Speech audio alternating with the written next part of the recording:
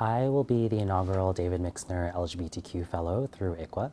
And so my fellowship is broadly on the intersection of queerness and nationalism located in the island of Taiwan. And so I'll be essentially studying the ways in which different parts of Taiwanese society think about the connection between sexual citizenship and Taiwanese identity. And so I think across the world and across the West, we often see Taiwan as an avatar and as a symbol, oftentimes of great power politics. And so between the US and China, I think Taiwan is oftentimes synonymous with the ballistic missiles that are pointed at it. But what's oftentimes lost, I think, in these geopolitical conversations is the idea that Taiwan has fought for its own sovereignty over the course of the last 30, 40 years and has itself lifted itself up to be a beacon of democracy and LGBTQ rights, especially in the course of the 21st century. In terms of Taiwan hosting the largest pride across all of Asia and also legalizing same-sex marriage and being the first Asian country to do so in 2019, I think Taiwanese people have been advocating for a more inclusive Taiwanese nation. And so within that, I'm curious in terms of how Taiwanese politicians and the diplomatic apparatus, Taiwanese civil society, and then of course, various dimensions of Taiwanese demographics and populations, how they see the connection between Taiwan as a state that has advocated for LGBTQ rights, and also Taiwan as kind of consolidating its own sovereignty over the course of the last couple of decades. Can Taiwan be a model for inclusive nation building? Can Taiwan be something more than just a little island or a little too small or too ambiguous to merit other people's attention?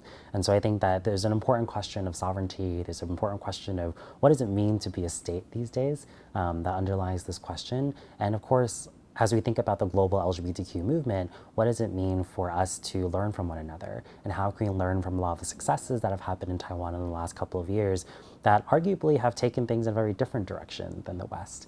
Not only legalizing same-sex marriage, but this year alone also nationalizing or legalizing transnational marriages and also same-sex adoption. And so I'm curious as Taiwan continues to advocate and grow this movement, what can we learn and also what transfers over to other areas, especially given the fact that Taiwan's done such an incredible job of exchanging knowledge and exchanging strategies transnationally across Asia. I'm really interested in exploring the intersections of different parts of Taiwanese society.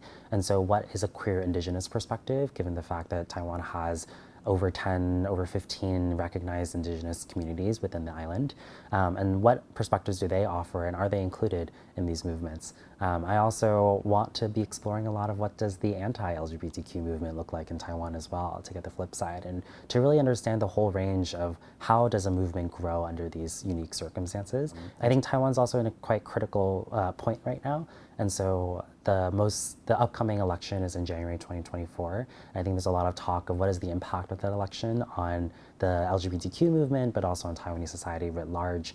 And also Taiwan just went through a bit of a Me Too movement in its own politics. And so I think exploring, activists and people who are working at the intersection of queerness and also other issues, if Taiwan really is to be a beacon of democracy and human rights, does it stand its record across the board or is it only in specific dimensions?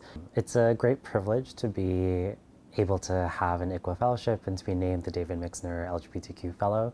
And it's also a great privilege to be able to work in a place where the LGBTQ movement has made huge advances and also huge contributions to wider society. And so I'm extremely excited to take the responsibility for that kind of privilege and to be able to share that knowledge with the rest of the world, and to build connections across not only formalized LGBTQ nonprofits and NGOs that are operating, but also with people as a means of really thinking about hope and really thinking about that optimism and encouraging people to continue to do the work effectively across the world and to build those kinds of transnational connections. And so it's an extreme honor and I'm really excited to get started. What sets the ICWA Fellowship apart from other opportunities is that it provides the time and the resources to really dive deep into the issue at heart.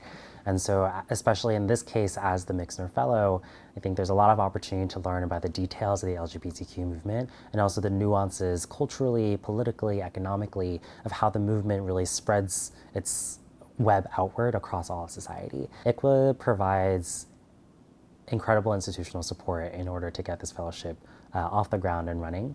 I think between, of course, the generous funding to live a comfortable life, but of course also the orientation to how to do effective writing and how to really make sure that the dispatches that I am publishing are critical and useful for the public. And so I think ICWA has provided the relationships, the mentorship, as well as the funding to make sure that this fellowship is not only possible, but that I can thrive over the course of the research and the writing that I'm doing.